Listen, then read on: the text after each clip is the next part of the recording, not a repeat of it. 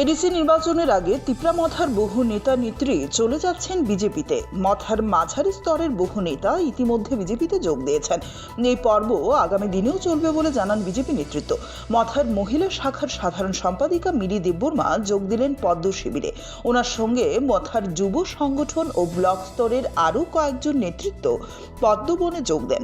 প্রদেশ বিজেপির কার্যালয়ে যায়, যোগদান অনুষ্ঠান হয়।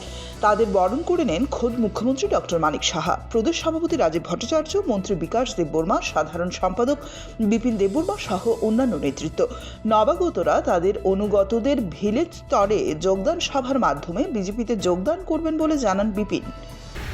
আজকে বিশেষ করে আমাদের প্রদেশ কার্যালয়ে আমাদের রাজ্যের জনপ্রিয় মুখ্যমন্ত্রী প্রফেসর ডক্টর মানিক সাহাজি এবং রাজ্যের প্রদেশ সভাপতি তথা রাজ্যসভার সাংসদ রাজীব ভট্টাচার্যের উপস্থিতিতে তিপ্রামথা দলের যিনি মহিলা সেলের সাধারণ সম্পাদিকা মিলি দেববর্মার নেতৃত্বে প্রায় এখানে ওনাদের ব্লক প্রেসিডেন্ট এবং তারা যে রাজ্যের যে যুব সংগঠন ওইখানের প্রায় 10-12 জন আজকে আমাদের দলে সামিল হয় মিলি দেববর্মার নেতৃত্বে। এবং আগামীকাল থেকে ফিল্ডে ওনার যা ভোটার আজকে রাত্রে হওয়ার কারণে ওনাদের ভোটারদের আনতে পারিনি, কিন্তু আগামীকাল থেকে তারা যত মিলি দেববর্মার যেখানে যেখানে ওনাদের লোক আছেন সবাই তিপ্রামথা দল ত্যাগ করে ভারতীয় জনতা পার্টিতে সামিল হবেন।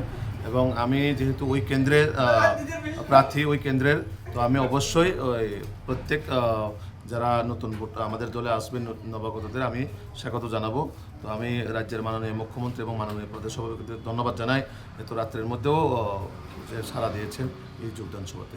কতজন নেতৃত্ব করেছেন আজকে প্রায় 4 জনের মতন আছে, তাদের যে রাজ্য এবং জেলা নেতৃত্ব। তো আগামীকাল থেকে শুরু হবে যে পঞ্চায়েত বিসি লেভেলে যে যোগদানটা।